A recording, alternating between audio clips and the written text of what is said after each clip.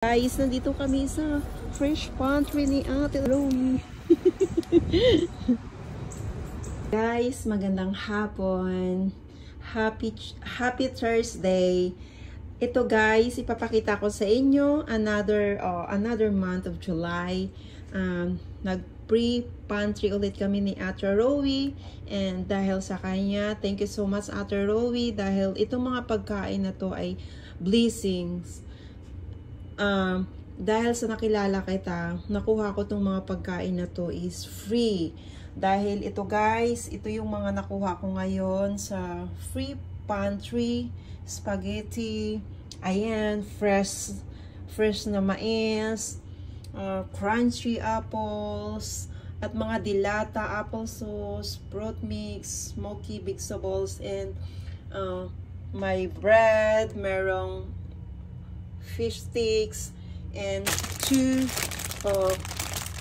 large eggs, so 24 eggs, and drumstick dalawa, so and fresh milk, and may dalawang klaseng milk, and tatlong klaseng bread. So ayan guys yung nakuha ngayon. Meron pang blueberries na frozen. Masarap to guys for shake. So, ayan, nagpapasalamat ako kay Ate Romy dahil nakilala ko siya. So, every month, twice kaming pupunta sa free pantry at iba-ibang bawat punta namin, iba-ibang pagkain yung makukuha namin. So, this is big blessings, and itong mga pagkain na to is hindi mo mabibili ng halagang sobra dahil alam mo nyo guys, pag kami nag-grocery ng asawa ko, ang pinakamababa namin is $150.